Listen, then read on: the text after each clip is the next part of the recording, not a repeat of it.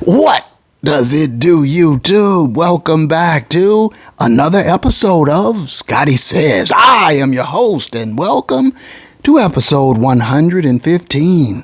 115, my folks. And if you saw last week's episode, you already know that all I really wanted for Christmas this year was for the Rams to qualify for the postseason. And, well, it looks like Santa Pigskin and the football gods delivered on my Christmas wish list because the Rams are going back to the playoffs. Yes, and as NFC West Division champs, no less.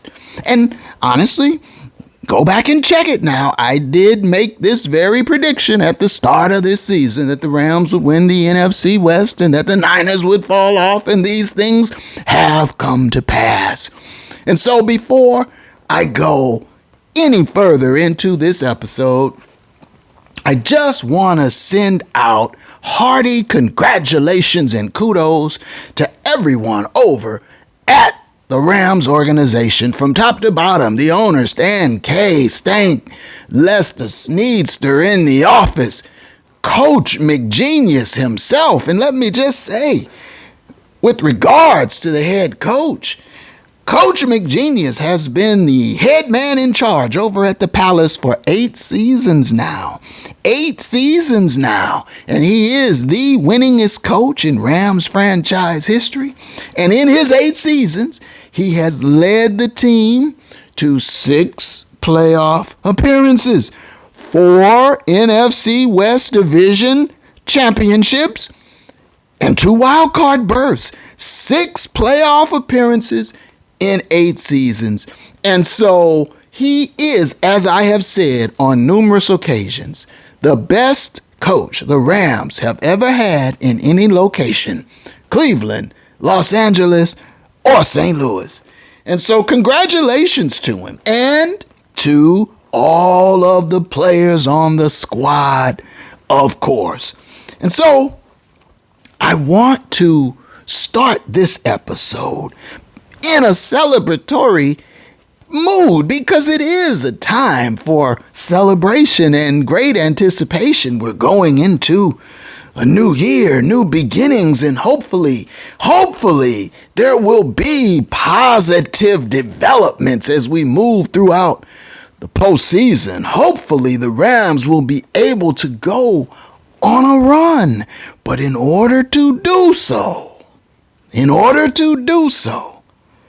it's very important that the coach be mindful of some basic fundamental principles. And we've gone over it numerous times in the past.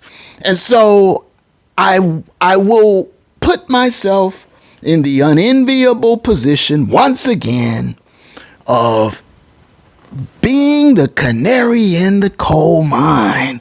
I come to you with a dire warning. The Rams have a fantastic opportunity in front of them, but there is a strong likelihood that it will be squandered if certain basic fundamental principles are ignored. It could be another one and done, just like last season. And we don't want to see that. We don't want to see that this year. And honestly, it was just about 1 year ago, this very episode, the Rams had again clinched a playoff berth. And in their Week 18 matchup against them damn Niners and Father Shanahan, the Rams were able to rest their starters. In fact, Coach McGenius didn't even call that game. He was not the play caller in San Francisco in that final Week 18 game last season because the Rams had wrapped up their playoff position. And so the coach allowed his offensive coordinator who does not call plays, LaFleur. He allowed LaFleur to call the plays against them damn Niners, and Carson Wentz, the Wentzer, was the starting quarterback on the day, and the Rams employed my 25-30 principle to perfection. And I was puzzled and baffled because the Rams had lost 9 straight regular season games to them damn Niners. And I kept scratching my head during the game because there was such an emphasis on balance and power run game principles. And come to find out, well, Coach McWonder didn't call that game. But I warned them then, a year ago. I warned the Rams that if you go to your playoff date with Detroit, if you go out there to Motown, and if you backslide, if you do the Motown 2-step backslide and revert to your old unprincipled tendencies, you're going to go out there and get whooped by, put them up, the Lions. And that's exactly what happened. And so, at the risk of being a little bit of a downer on a joyous occasion, I have to issue another warning this holiday episode, this pre-playoff episode, because I see signs, my folks. I see harbingers of impending doom. I see the tea leaves. And the writing on the wall does not favor the Rams unless the coach adheres to fundamental principles. Primarily what I'm talking about is balance. And more than that, the golden rule, the 25-30 principle. You need it, coach. If you don't take that with you into the postseason, you'll be one and done. I'm telling you now. I'm warning you. Don't shoot the messenger. And so, on that note, it's been a long time.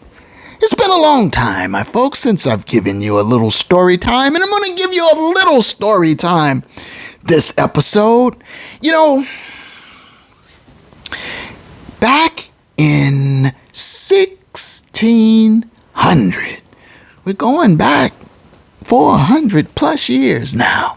Back in 1600, the prevailing belief was that the earth was the center of the universe and that everything else revolved around the earth, you see?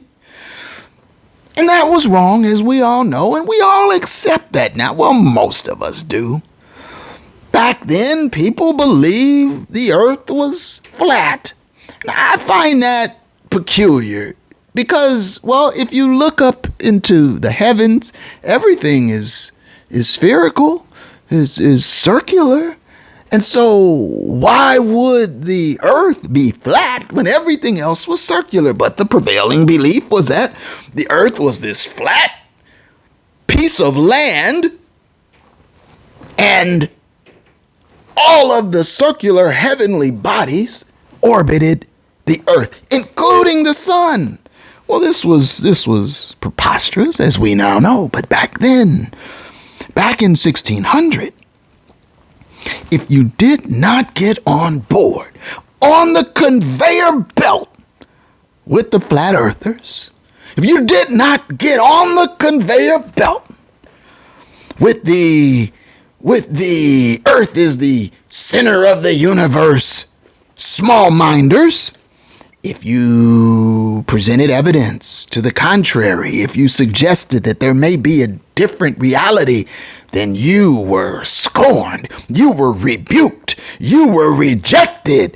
In fact, in 1600, my folks, there was an astronomer back then, my folks, by the name of Giordano Bruno. Giordano was a cosmologist. He was an astronomer. He was a philosopher. And he believed that the sun was at the center of our solar system. And because he believed that, which was in fact true, do you know that the small minders, they sentenced Bruno to death? Death, my folks. They sentenced Bruno to be burned alive at the stake because he would not get on their conveyor belt. You see? Because he was a freethinker and he used data and reasoning and empirical evidence, and he arrived at a conclusion that was outside the purview of the small minders. And in this case, it was the Catholic Church during the Inquisition. They said, you cannot go around saying what you're saying, and you must die. And they sentenced him to be burned alive at the stake. And do you know what his final last words were? Do you know what his last words were, my folks? Bruno had no last words because Bruno had a piece of metal fastened to his tongue to render him silent. And with his tongue fastened by metal, he was set ablaze alive at the stake because he believed the earth orbited the sun. Small minds. Small minds are dangerous. They cling to beliefs that may be anchored to mythology. And if you don't accept the same mythologies they cling to, then they will demand penalty. They will demand repercussions. They will demand your life. You see? And so this man, because he was intelligent enough to see how the solar system actually operated, was burned alive, unable to scream in agony.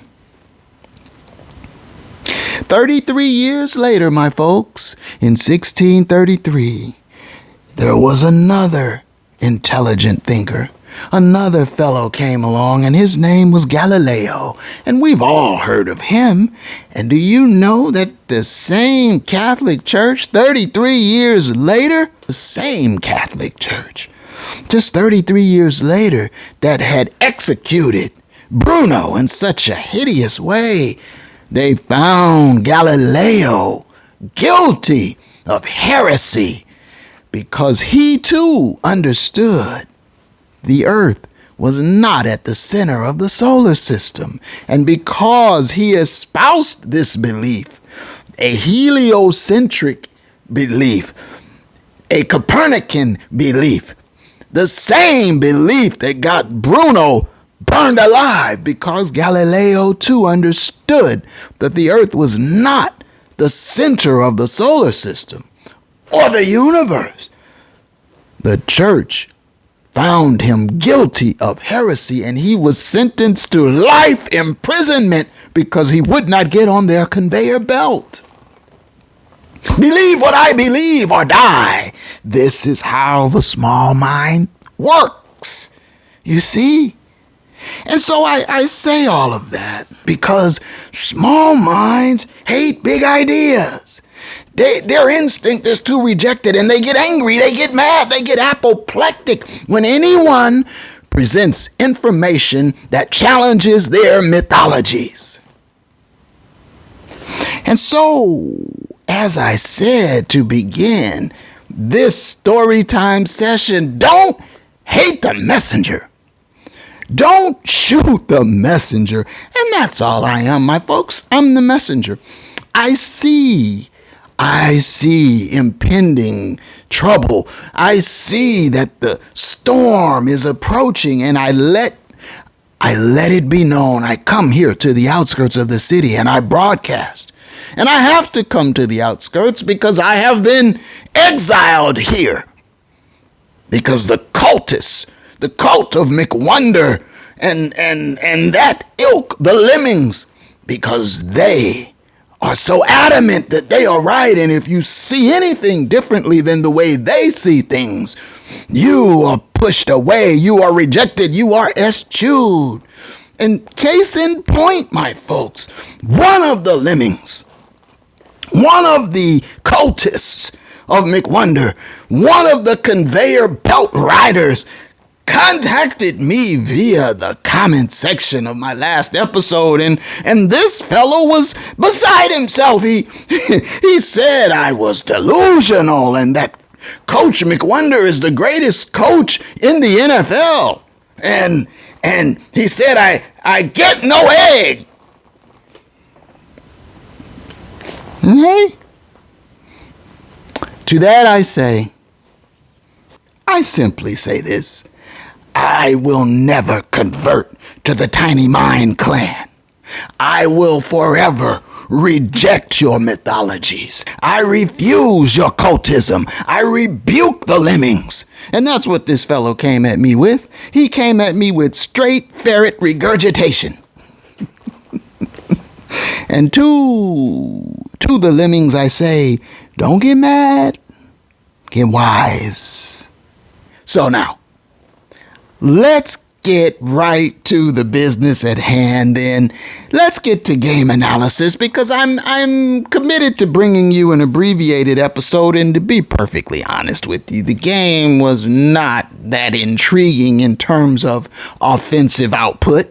One touchdown on the day for the Rams, and we've seen this. This is a pattern now. We've seen it time and again. They only managed field goals in the loss to the Dolphins and only field goals in the win over them damn Niners. And we saw them struggle in other scenarios, how putrid they looked against the toothless Bears. We've seen this repeatedly throughout the year, and so yet here it is again against the Cardinals. We see another weak offensive output, but what has been happening now has been, and I spoke at length about this last episode, the Rams have been on a winning streak. 4 in a row last week.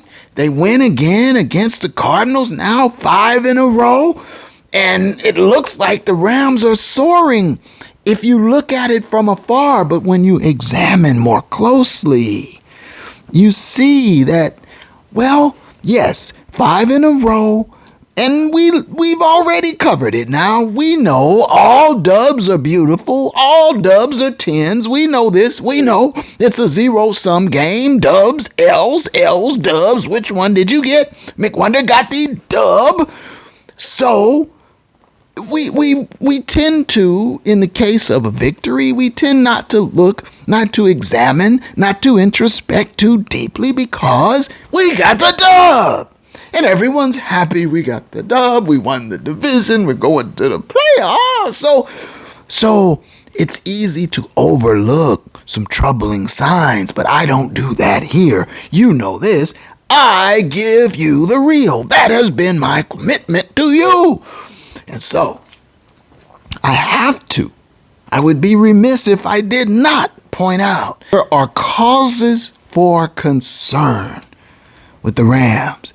And despite a 5-game winning streak, what troubles me now the most is that the Rams won 4 in a row using the principle, the golden rule, the 25-30 principle. Coach McGenius seemed to have turned the corner. He seemed to have embraced the power of the new golden rule. And for 4 straight games, and I don't believe he's ever. You have to have some advanced analytics.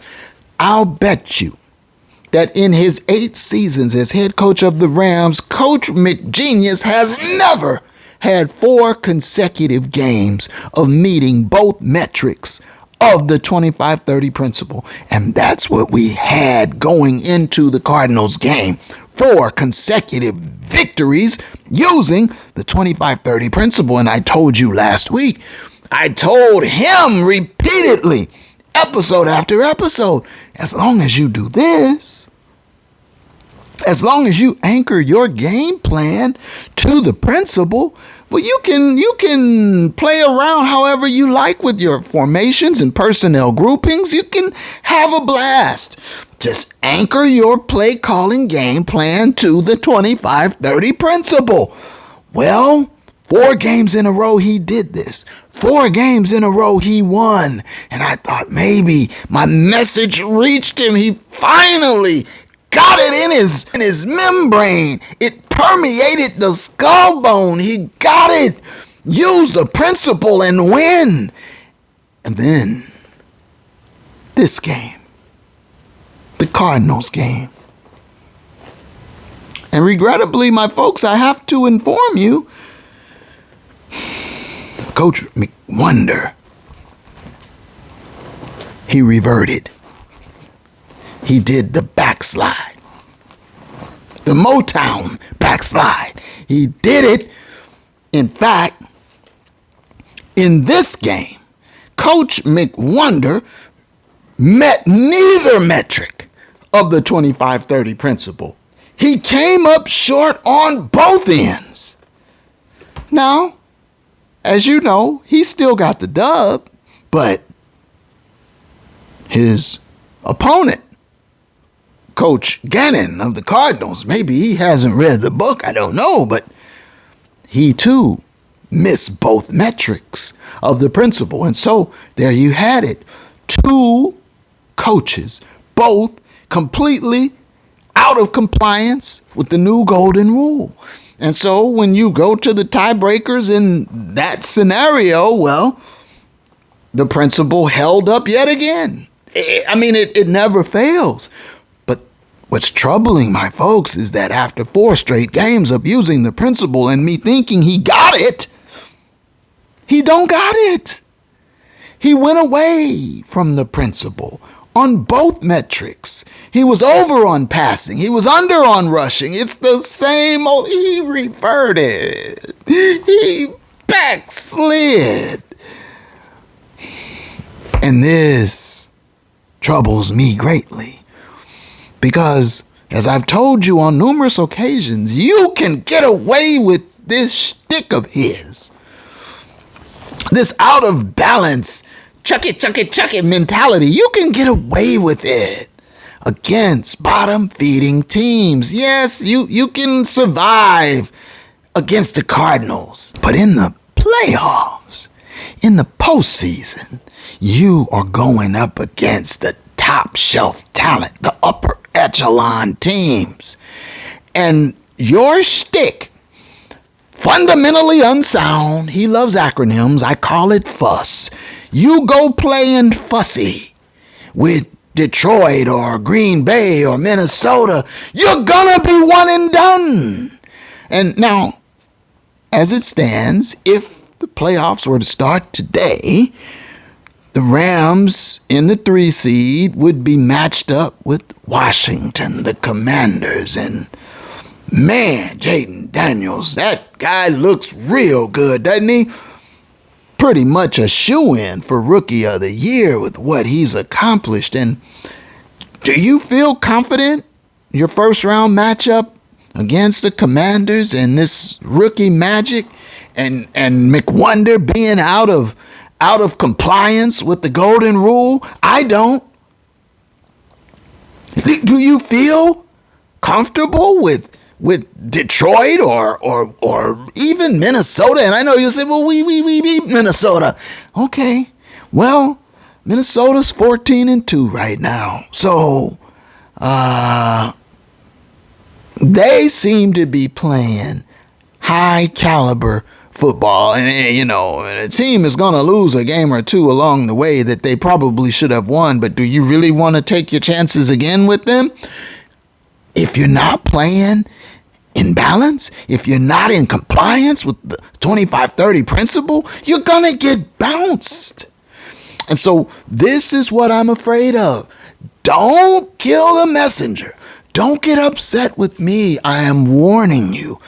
And I've said this before. I said it last year about this time, Coach. And I'm telling you again right now, if you go into the postseason and if you don't play fundamentally sound, if you don't anchor your game plan to the 25-30 principle, if you want to go chuck it with your past happiest self, you're gonna get bounced. The poltergeist is gonna be unrestrained and loose. The poltergeist has been following all around Maddie. Have you noticed he's been chasing him, but he's been escaping? Tart, the ghost of Tart, has been giving Maddie a reprieve, but that's only gonna last so long, and they don't tart so many when you get to the postseason. They pull those poltergeist strikes down. And so, in the holiday vein and thinking of ghosts, I thought about the old timeless traditional Christmas carol, the classic, and Marley's ghost told the old Ebenezer, he told him, you're gonna be visited by 3 spirits, and I'm Marley's ghost. I'm telling McWonder, 3 spirits are coming to see you. There's the ghost of Christmas past. Just last year, remember, you went to Detroit, you didn't use the principle, and you got bounced. And I know it was close, and if the refs would have called this, and it could have been that, but you didn't follow the principle, and you lost. Like I warned you, you would. The ghost of Christmas past. Then there's the ghost of Christmas present. Well, look around. Look at all the jubilant people. The people are happy, and you're the 3 seed, and why the postseason is out in front of you, and all manner of wonderful things could ensue. But then there's the ghost of Christmas future, and the ghost of Christmas future is pointing to a room. And he's pointing that way, and McWonder is looking around. What is in that room? Go in there. The ghost is pointing. And McWonder opens the door, and there's a room of plaques. And he sees a plaque there. There's a plaque for Dick Vermeil, oh weeping Dick. Why, he's in the room, and there's a plaque there. Mike Tomlin. I like Mike Tomlin. He's in this room. His plaque is there, and he looks, and there's a plaque there that says McWonder. And he says, what do I have in common with these 3? And you know what it is, Coach? The ghost is pointing at the door, and the sign above the door, it says 1 ring. You're in the room of 1 ring. 1 championship coaches. That's where you are. With Tomlin and Dick Vermeil and several others. Pete Carroll is in the 1 ring club. And McWonder says, well, no, I don't want to be here. I want to be over there, this room. See, that room over there, it says multiple wins, multiple rings. I want to go in that door. And he runs to that door, and he's turning the doorknob, but it won't open. And the ghost of Christmas future is looking at him like, foolish McWonder, you can't go in that door. You have to go there with Weeping Dick and Pete Carroll. You have to go there, the 1 win club, the 1 ring club. That's where you go. And McWonder's pulling at the door, tearing at the door, scraping on the door. I want to get in the multiple win ring club. I want to be in there. And he wakes up. And he says, what day is it? And someone says to him, it's the day before the playoffs start, sir. And he says, I haven't missed it. I can still change. I still have time to change. I still can get into the multiple ring club. I've got to change my ways. I've got to adopt Scotty says golden rule. I've got to anchor my game plan to the 25-30 principle. This is the only way. Merry Christmas to all. And so I don't want to take up too much time with this episode. Let's get right to it now. Game analysis. And so, first of all now, the Rams had an injury crop up on them during the week of practice, and it was Havenstein, the right tackle, the staple.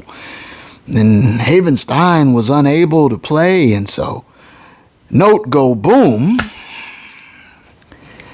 was in at right tackle, and Note Go Boom had a rough game. He got beat several times, and I'm just going to say this here and now. Note Go Boom is not the answer. Note Go Boom needs to go bye-bye in the offseason.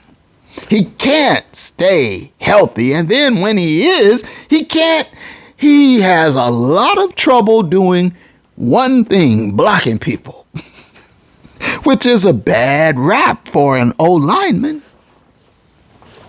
Other than Havenstein and the Note Go Boom replacement, the rest of the starting lineup was intact from left to right on the O-line. Alaric Jackson, Steve Avila, Bo Limmer at center, Kevin Dotson, and then Note Go Boom. Higbee back at tight end, the Puka Soup, the Demarcus Robinson, Puka Nakua, and Super Cooper Kupp. Matty from the D is your quarterback, and Kyron Williams is your tailback. And, I've long raved about the wide receiver trio, but this is another area of concern, my folks, is the myopia, the fixation Matty has with one receiver. He's so locked in on Puka. It's Matty, Puka, Matty, Puka. One for Soup. Matty, Puka. Matty, one for Higbee. Matty, Puka. It's one-dimensional. And if you can game plan for Puka, and knowing McWonder's tendencies to stray away from the run game, in the postseason, you got a good formula for beating the Rams if you choose to follow it. So the game started off, and as I say, it was sort of uneventful. No scoring in the first quarter. By the time the Rams scored their first touchdown, it was deep into the second quarter.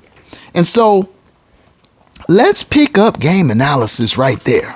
So nearing halftime, Rams with the ball and they're driving. But even on this drive, it's been 5 straight passes since they took over possession. 5 straight passes. And on that fifth pass, Matty almost saw the poltergeist. The poltergeist was looking for Matty. And I'm like, oh, McWonder, Matty, oh. And then they come right back. A 6th straight pass play. Except this time, on this 6th pass play, the pocket breaks down and Matty takes off and he scrambles for a first down. He breaks off a good amount, 10, 12 yards, and it's first and goal from the 5. And this has been a crucible for McWonder, right? And so what are the Rams gonna do here? First and goal from the 5. Doc hands off to K-Will up the gut for 4. Beautiful. Second and goal inside the 1 now. I'm like, beautiful. Hand it to him again. Right? Wrong. No. McWonder. Second and goal inside the 1. Second and inches now for the touchdown. McWonder wants to chuck it in, right? So it's a little rollout, a little boot. And Matty throwing, oh, no, it's a poltergeist. Damn near poltergeist strike. Another one. A second one on that same possession. 2 dances with the poltergeist. Both tarted. I'm like, McWonder, what are you doing? Hand the ball to your tailback. And then third and goal from inside the one. He does. He hands it to K. Will, who drags it across the line. Touchdown, the only Rams touchdown of the game. And even then, it was almost thrown away. Remember that old song? Don't throw it all away. You're throwing it away, McWonder. But they score the touchdown. But I see the signs. Remember, I'm the canary in the coal mine. I'm just telling you what I see. It's troubling that first and goal, and you're at the 5. You give your tailback one carry. He gets you 4. Second and a couple of inches for the touchdown, and you want to throw, and you damn near throw a poltergeist strike. Then, as a reprieve, because the ghost of Tart saved you, now you hand it to your tailback and he scores, which is what you should have done the play before and avoided the whole poltergeist experience. You see, but at that point, I already knew McWonder's not in adherence with the principle today. That was the Rams' only touchdown of the day. But what I really want to highlight is a sequence after halftime. So it's 10-0 out of halftime. And Arizona gets the ball first to start the third quarter. And they go on a long drive. And they end up punching it in. They go 13 plays, 68 yards. They take up 6.5 minutes off the clock. The third quarter is half over by the time the Rams get the ball back. And now it's 10-6 because they missed their extra point. So it's 10-6 Rams. They get the ball back. It's 8.5 minutes in the third quarter left to play. What does McWonder do here? It would have been wise. It would have been prudent. It would have been fundamentally sound to try to regain control of the game. Now, bear in mind now, your defense was just out on the field for a long drive. And Arizona punched it in, and it's a 10-6 ball game. And so now your offense comes on the field. Wrestle back control of the game here, McWonder.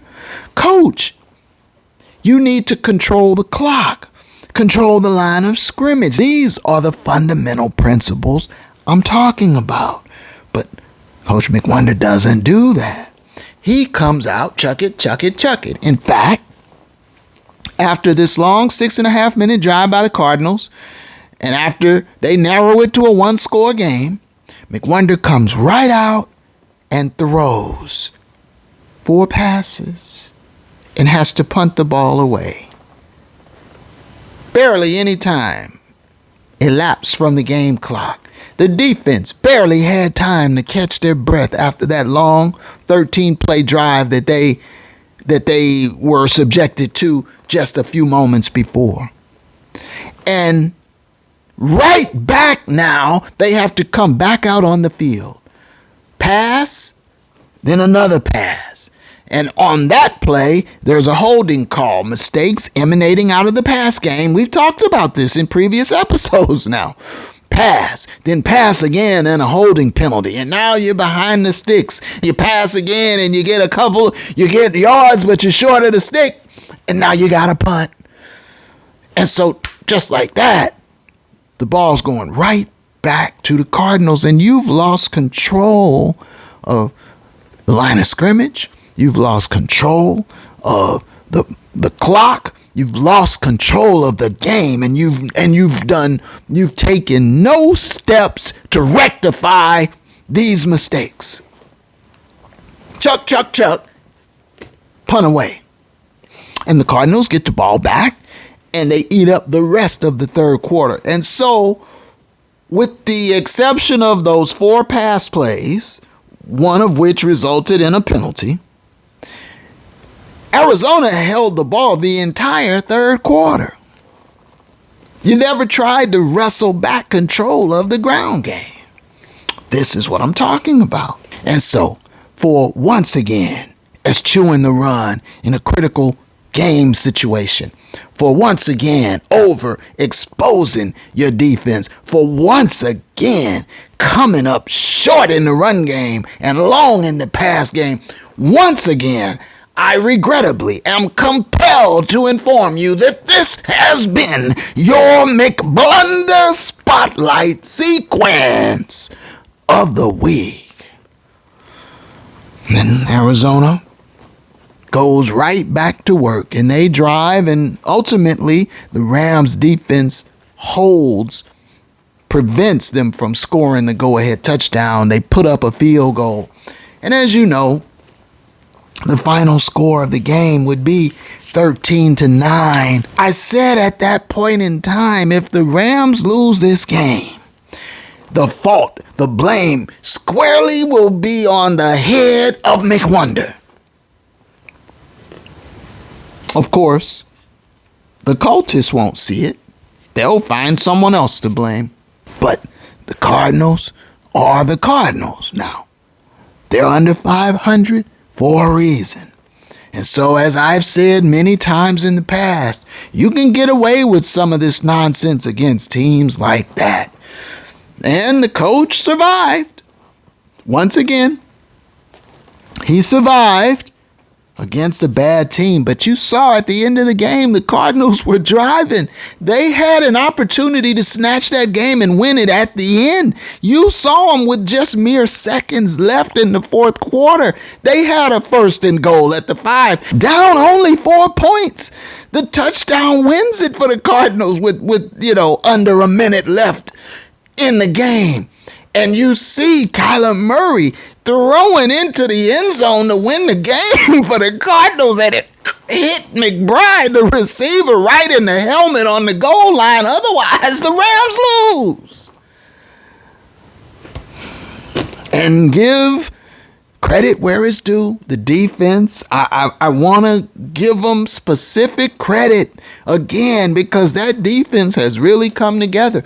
And the defense has to be strong when you've got a fussy coach. And so, as it turned out, the poltergeist was in the building lurking, but it was the Rams who would be the beneficiary of his presence, not the victims. And so it was Cam Kitchens once again, and then finally to seal it all at the end, Witherspoon with a remarkable full extension Superman diving poltergeist strike at the goal line to secure the Rams' victory in the NFC West Division. So, they got the dub. Kudos, credit to them for it. But I can't help but be conscious of the warning signs that I see. This is what I've been warning about all these episodes. McWonder plays right into opposing coaches' hands with his past happiest tendencies. This is what I've been talking about, the idiosyncratic nature of the coach. This is what I've been talking about, past happiest. This is what I've been talking about, bipolar. This is what I've been talking about, less big. This is what I've been talking about, fuzz. And this will be the demise of the Rams if the head coach doesn't get his act together. And no one will blame him for this. They'll point the blame on, they'll find someone else to fault. That's what the cult members do. That's what the ferret and the lemmings do. But the reality is, these head coaching blunders, McBlunders, and mistakes, these cost the Rams ball games because the team isn't good enough to overcome them. So enough said there, because it's still the holiday time and the Rams are going to the playoffs and I want to keep it festive, yeah? So let's just go ahead and get right to it now. Let's get to the numbers. Let's get to the numbers and apply the principle. Well, see, here's the thing with the Cardinals. They dominated the Rams at home at the Palace. They had more total yards, more passing yards, more rushing yards. They averaged more yards per play than the Rams did. They had more first downs than the Rams did. They were better on third down than the Rams were. They had more total plays. Penalties, they had more for more yardage. And this is where you see a bit of the other side of the coin. They also allowed 4 sacks and 2 poltergeist strikes. And so when you add that in, the penalties and the poltergeist strikes and the sacks, now you see, and the fact that the Cardinals are just not a very good team, now you see how the Rams were able to pull it off in spite of themselves. But in the end, time of possession, the Cardinals possessed the ball nearly 15 minutes more of game clock than the Rams did. That's not a recipe for success in the postseason, coach. So let's get to the main thing, the golden rule. Let's apply the 25-30 principle. Let's start with the victors. Let's start with the Rams.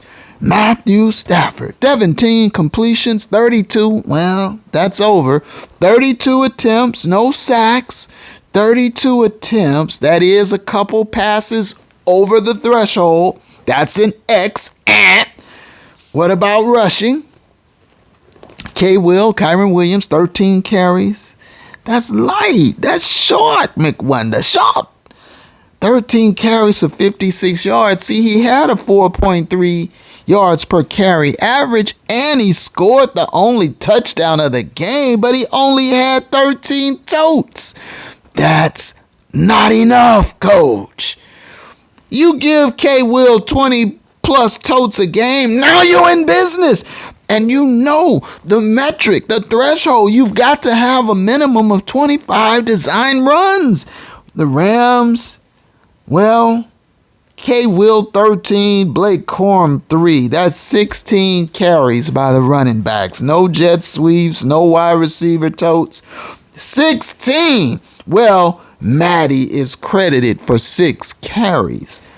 Again, these are honestly, truthfully, these are not design run plays. These are pass plays that have broken down, but I'll give it to him. I'll give him the 6 carries because he did manage to scramble for a nice chunk, one of them. He had 6 carries for 16 yards. Matty did. The grand total of rushes on the day, 22. 13 K-Will, 6 Matty, which really weren't, and 3 for Blake Corum, deuces. 22 total runs, short of the metric. And so Coach McWonder misses both metrics of the 25-30 principle. But let's apply the principle to the losers. The Cardinals, Kyler Murray, the diminutive one. 33 completions out of 48. 48! Kyler Murray dropped back to pass 48 times. Plus, he was sacked 4 times.